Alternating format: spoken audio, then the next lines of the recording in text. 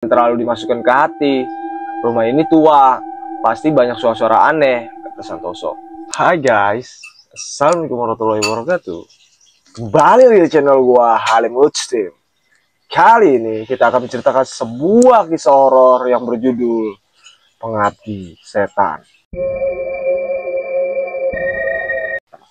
Kisah ini diceritakan dari keluarga Santoso. Penasaran? Stop kalian senyum bro. Kita dengarkan kisahnya. Langit senja mulai menghitam ketika rumah Santoso tiba di warisan di desa terpencil bernama Lembah Waru. Rumah tua itu berdiri megah di tengah perkebunan teh yang lebat dan sepi.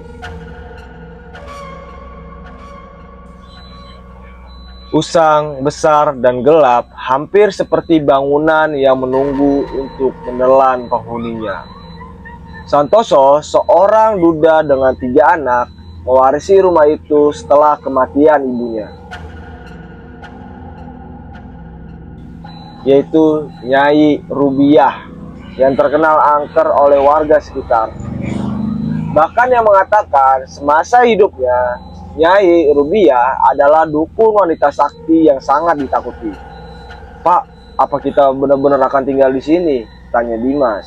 Anak sulungnya lirih sambil menatap jendela penuh debu. "Ini rumah nenekmu, Mas. Kita nggak punya pilihan. Kita hanya tinggal sementara." Semenjak mereka menginjakkan kaki di rumah itu, suasana terasa tidak bersahabat. Udara terasa lebih dingin dari biasanya.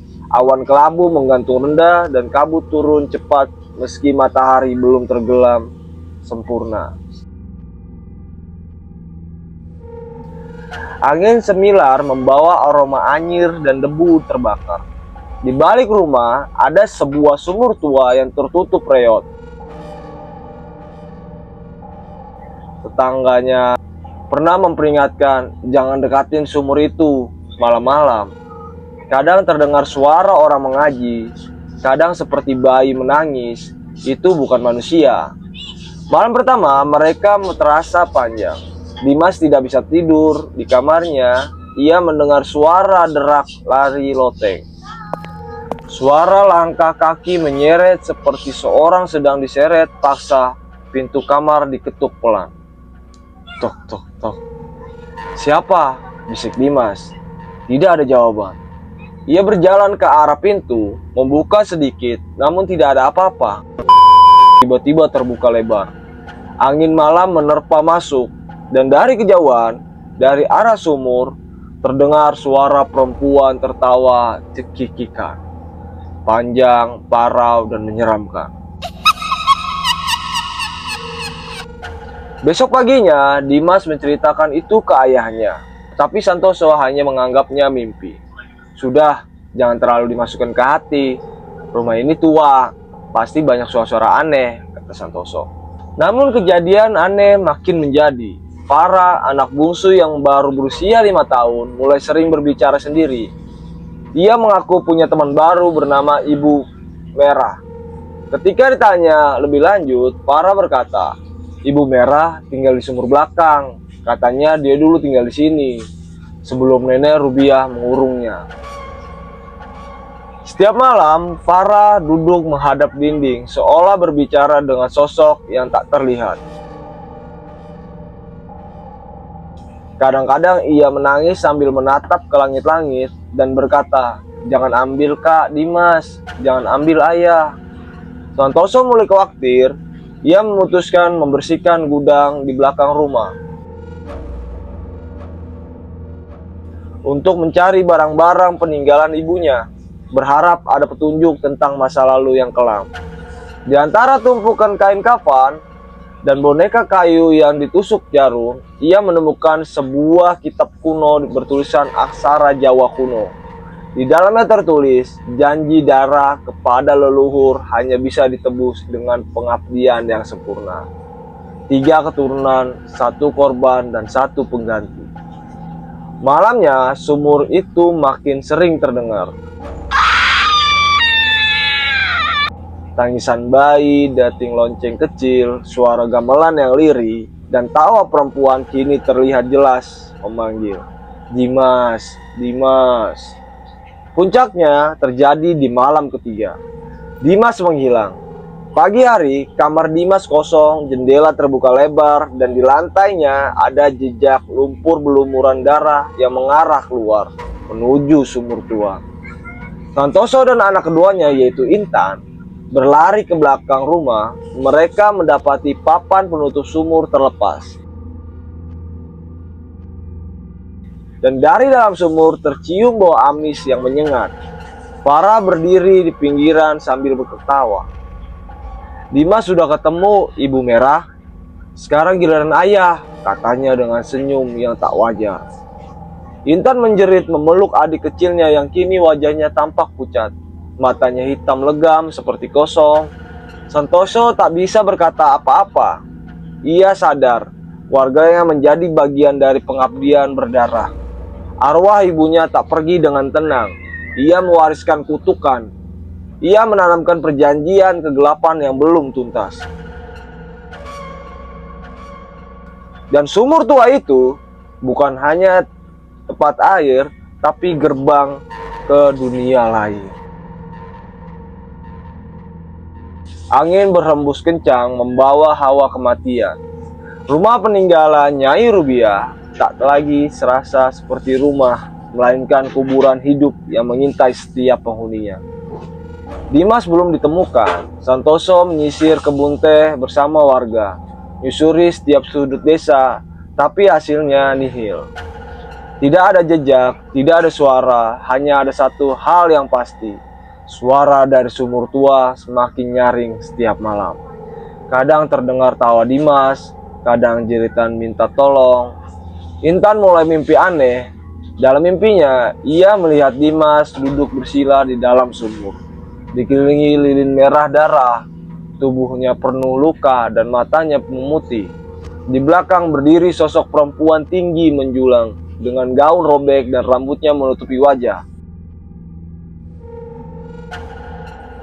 Suara perempuan itu terdengar serak. "Satu udah, tinggal dua lagi. Pengabdi harus sempurna, leluhur harus kenyang." Ketika Intan terbangun, ia mendapati telapak kakinya basah, seperti baru berjalan di lumpur. Tapi kamar itu tak memiliki satupun genangan air. Santoso mulai percaya bahwa keluarganya tertarik dalam kutukan warisan ibunya. Ia kembali ke gudang, membongkar peti tua yang terkunci rapat. Dan di dalamnya menemukan foto-foto hitam putih, yaitu Nyai Rubiah sedang menggendong anak bayi. Wajahnya tertutup kerudung hitam, tapi bayi-bayi itu semuanya berbeda. Ada sekitar 7 foto dan 7 bayi berbeda. Lalu Santoso menemukan cermin kecil bertulisan huruf Arab gundul yang tampak seperti doa. Namun dibalik dengan tulisan Jawa kuno, di sisi belakang cermin itu tertulis, "Penerus darahku, tegakkan pengabdian. Jika engkau membangkang, maka mereka yang lahir darimu akan jadi tumbal." Santoso terduduk. Ia baru sadar ibunya memang pernah melakukan pesugihan dulu saat masih kecil. Ia ingat ibunya sering hilang malam-malam, lalu pulang membawa sesajen dan uang. Kini semua mulai masuk akal. Sumber kekayaan mereka dan kenapa ibunya bisa hidup lama tanpa terlihat menua. Di ruang tengah, Farah mulai menggambar aneh. Dengan krayon merah, ia menggambar sumur darah yang menyembur ke langit, sosok hitam besar dan tanduk di kepala. Setiap kali tanya, Farah hanya menjawab datar, "Ibu Merah yang suruh gambar." Satu malam, Intan tidak kuat. Ia mendatangi sumur tua sendirian. Ia membawa lampu, senter, dan Al-Quran kecil pemberian almarhum kakeknya. Dengan tangan gemetar, ia membuka papan penutup sumur dan mengintip ke dalam. Gelap, tapi dari dalam terdengar desahan lirih. "Intan," suara itu parau, penuh luka. "Tolong aku." Itu suara Dimas. Tanpa pikir panjang, Intan berteriak memanggil ayahnya.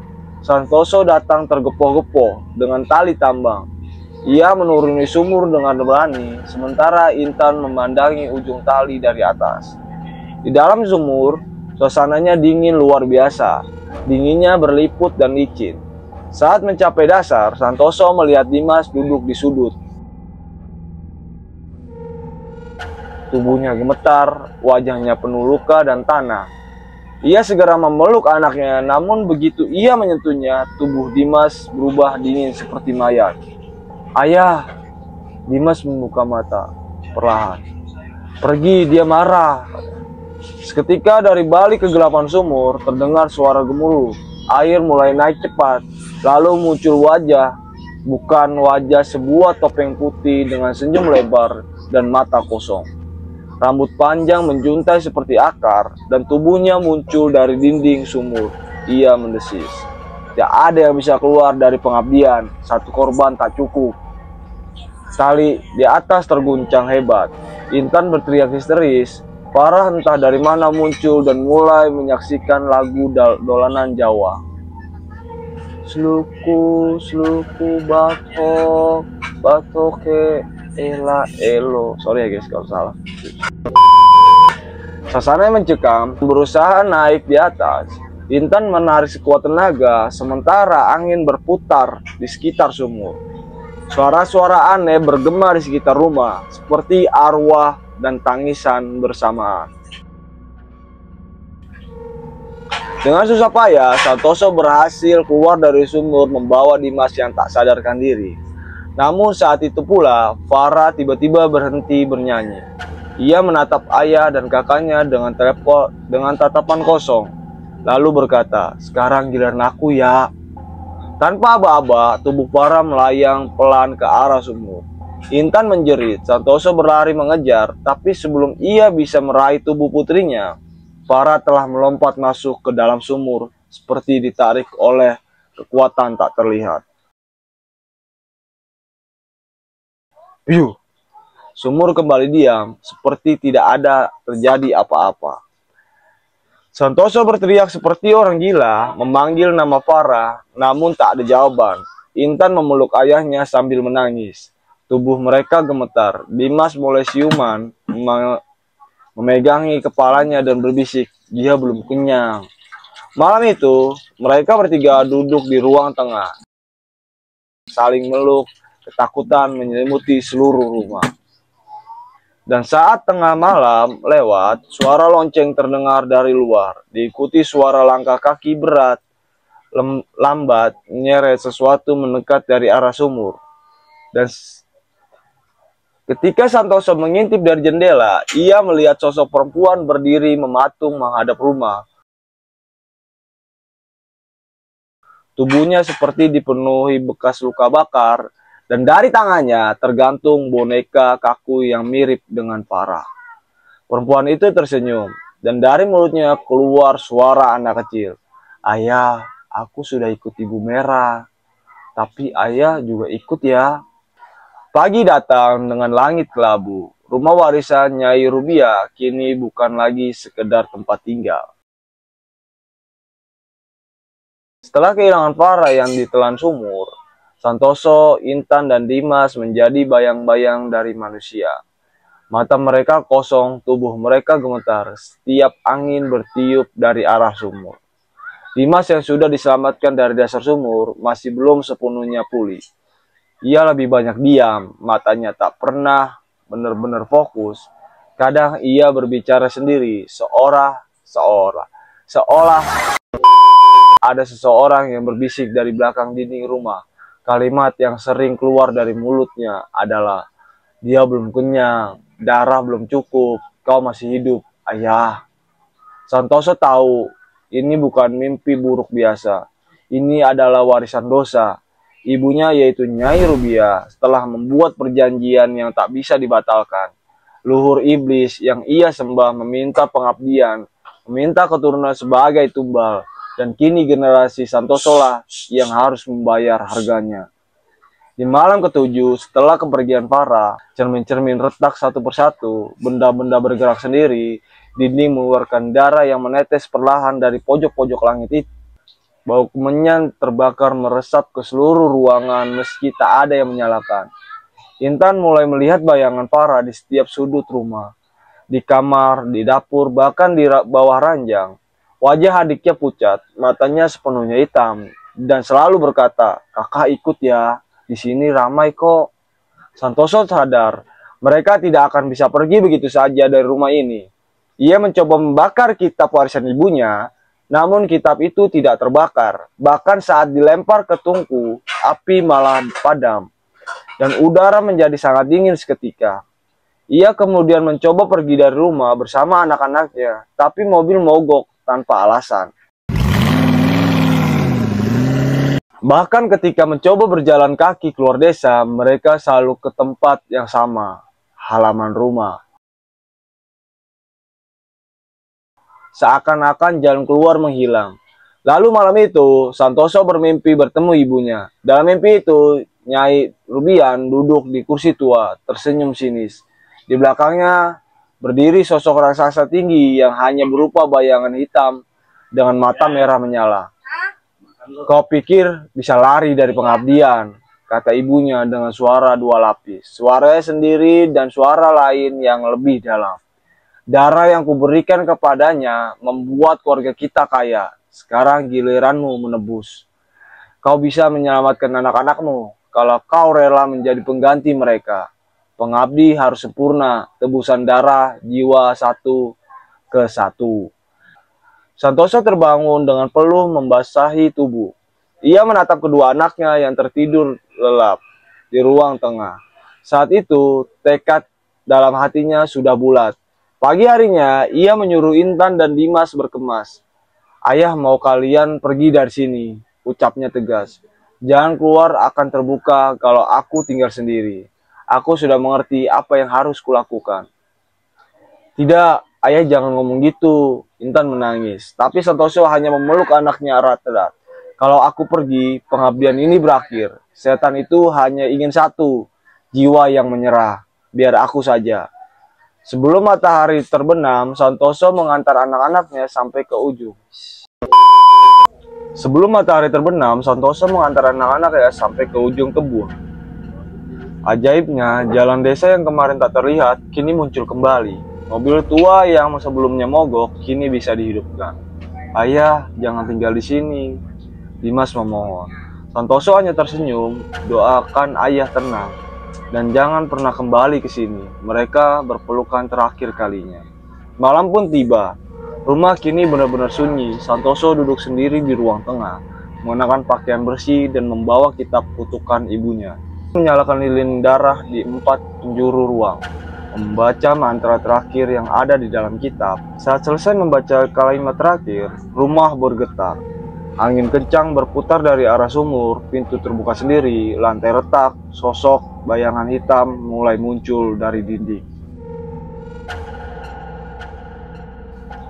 Merayap, berjalar, dan menyatu menjadi satu makhluk raksasa tanpa wajah, dengan mulut penuh gigi dan mata merah darah. Dan dari balik makhluk itu muncul Nyai Rubiah. Tapi kali ini wajahnya membusuk, kulitnya mengelupas seperti tanah yang digali paksa. "Aku bangga padamu, anakku. Kau memilih jalan yang benar."